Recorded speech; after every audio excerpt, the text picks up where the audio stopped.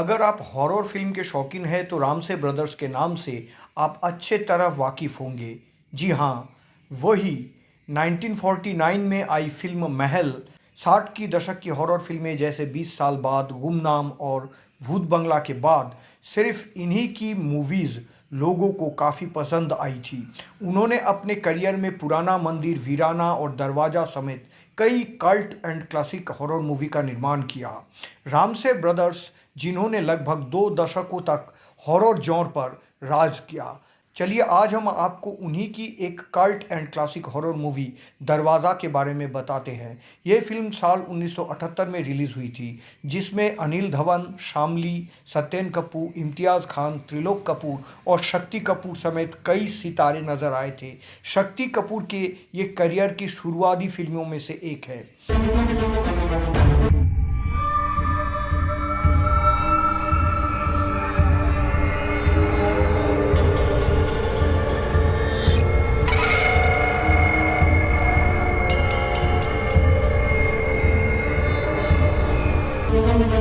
Film दरवाज़ा कम budget में बनी थी, लेकिन ये फिल्म बॉक्स ऑफिस पर कमाल कर गई। इस प्रोजेक्ट के लिए रामसे ब्रदर्स यानी कि तुलसी रामसे और श्याम रामसे ने इंटरनेशनल लेवल पर मशहूर मेकअप आर्टिस्ट क्रिस्टोफर टकर से संपर्क किया। ये फिल्म इतनी हिट हुई थी कि डिस्ट्रीब्यूटर्स ने दर्शकों को इसे अकेले थिएटर में देखने का खुला चैलेंज दिया और जो कोई भी ऐसा करने की हिम्मत करता उसे 10,000 रुपये का कैश प्राइज देने की पेशकश की थी। बता दें कि 70 के दशक के अंत तक हिंदी सिनेमा एक बदलाव के दौर से गुजर रहा था। मल्टी स्टारर फिल्में, एक्शन ड्रामा और पारिवारिक मेलोड्रामा का दबदबा था। बड़े सितारों की फीस बढ़ चुकी थी और फिल्में बनाने की खर्चा यानी कि प्रोडक्शन कॉस्ट लगातार बढ़ती ही जा रही थी। ऐसे में निर्माताओं के लिए टिके रहना मुश्किल हो रहा था। इस परिस्थिति में कम बजट में बनी हॉरर मूवीज़ एक सर्वाइवल स्ट्रेटजी के रूप में बॉलीवुड में सामने आई। इसके बाद बॉलीवुड में दरवाज़ा जैसे कई फिल्में बनी, क्योंकि ऐसे फिल्में कम संसाधनों में बनाई जा सकती थी। दरवाज़ा का ये दांव इसलिए काम कर गया क्योंकि इसका बजट कम था। ऐसी फिल्में की शूटिंग ज़्यादातर सीमित लोकेशन पर ही होती थी, जैसे किसी हवेली में या फिर जंगलों में। इसके अलावा नए चेहरे या लो स्टार कास्ट वैल्यूज़ के स्टार को कास्ट किया जाता था। टेक्निकल खर्च कम, डर और बोल्ड विजुअल्स पर फोकस करना जैसे कई पॉइंट्स रहते थे, जिसकी वजह से हॉरर जॉनर एक low risk but high returns formula के रूप में उभर कर सामने आया। दरवाजा, एक अजीब और गरीब खौफनाक दरवाजा जो कोहरे में लिपटा हुआ हर रात मेरे ख्वाबों में जख्मी यादगार बनकर आता है।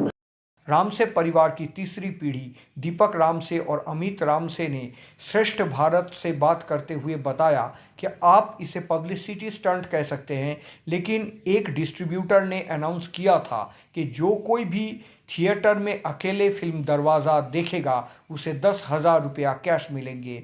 यहाँ तक कि थिएटर के बाहर एक एम्बुलेंस भी खड़ी रहती थी। फिल्म इतनी पॉपुलर थी, लेकिन किसी ने इसे अकेले देखने की हिम्मत नहीं की। सूरज, हवेली का पता मैं तुम्हें फिर भी नहीं बताऊंगा।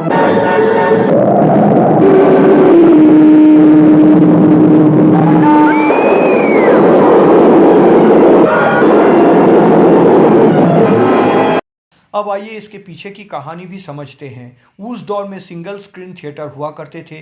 वहाँ कम लाइटिंग के साथ साथ साउंड सिस्टम जो अचानक तेज़ आवाज़ देते थे, और भरे हुए हॉल में सामूहिक रूप से लोग जब एक साथ चौंकते थे तो डर का असर कई गुना बढ़ जाता था। ऐसे में फिल्म दरवाज़ा को अकेले देखने की हिम्मत कौन ही करता। ये जंप स्केयर फार्मूला आज कॉमन है, लेकिन उन दिनों साल 1978 में ये नया था। थिएटर के बाहर एम्बुलेंस की कहानियां फिल्म के माउथ पब्लिसिटी मार्केटिंग का हिस्सा भी मानी जाती है। डर जितना बड़ा, टिकट उतने ज़्यादा। बाबूजी, बाबूजी, बाबूजी। फिल्म में लंबी खामोशी के बाद अचानक चीख या मॉन्स्टर का क्लोजअप, ये टेंशन बिल्डअप और रिलीज टेक्निक थी। फिल्म का असली केंद्र उसका मॉन्स्टर या हैवान था। कहानी भले ही सीधी हो, लेकिन मॉन्स्टर या शैतान का चेहरा, उसकी चाल और उसकी उपस्थिति यही फिल्म की पहचान बन गई। फिल्म में खूंखार मॉन्स्टर का रोल अनूप दीवान ने निभाया था, मगर आश्चर्य की बात यह है कि इसके बाद अनूप दीवान और रामसे ब्रदर्स के किसी भी फिल्म में नहीं दिखाई दिए। उस दौर में सीजीआई या डिजिटल इफेक्ट्स नहीं थे, सब कुछ प्रैक्टिकल मेकअप और लाइटिंग से हासिल किया जाता था। क्रिस्टोफर टाकर के मदद से रामसे ब्रदर्स ने मॉन्स्टर का मेकअप बहुत ज़बरदस्त किया था। लाल आंखें, नुकीले दांत, छाया में खड़ा शरीर, ये सीन्स सीधे सबकॉन्शियस माइंड पर असर डालते थे। भारतीय लोक कथाओं के पिशाच और पश्चिमी ड्रैकुला की इमेज का मिश्रण, यही उसका विजुअल आकर्षण था। दर्शकों के लिए ये नया भी था और परिचित भी।